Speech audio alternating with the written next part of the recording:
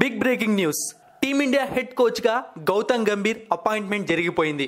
Official గా BCCI ప్రకటించేసింది. జైషా కూడా కన్ఫర్మ్ చేసేశాడు. ఈ రోజు నుంచి డిసెంబర్ 2027 వరకు Gautam Gambhir team India head coach గా ఉండబోతున్నాడు. ఇక ఆ తర్వాత ఏంటి పరిస్థితి అంటే depends on Gautam Gambhir and BCCI decision అన్నమాట. ప్రెసెంట్ గౌతమ్ గంభీర్ ముందున్న ఒకే ఒక అసైన్మెంట్ ఛాంపియన్స్ ట్రోఫీ గెలవడం. గౌతమ్ గంభీర్ కోచ్ అయిన వెంటనే రాబోతున్న ఐసీసీ లీగ్ అది.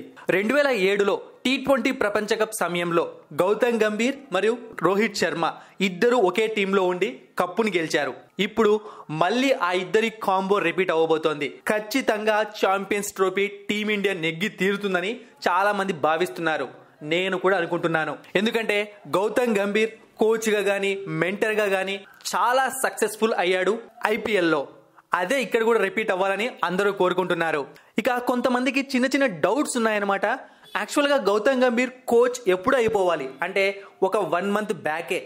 బట్ ఎందుకు లేట్ అయింది అంటే కొన్ని కండిషన్స్ పెడుతున్నాడు గౌతమ్ గంభీర్. దాంతో పాటుగా శాలరీ నెగోషియేషన్, ఎంత శాలరీ తీసుకోవాలి అన్న చర్చ నడిచిందనమాట గౌతమ్ గంభీర్ మరియు బీసీసీఐ మధ్య. ఇంతకు ముందు కోచ్ గా ఉన్న రాహుల్ ద్రావిడ్ సంవత్సరానికి 12 కోట్లు తీసుకునేవాడు, అంటే నెలకు ₹1 కోటి. గౌతమ్ గంభీర్ దానికన్నా ఎక్కువ కావాలని అడిగాడు. అది ఎంత అంటే దాదాపు 1.5 కోటి నుంచి 2 కోట్లు అని చెప్పి న్యూస్ బయటకు వస్తుంది. అంటే నెలకు చాలా పెద్ద అమౌంటే.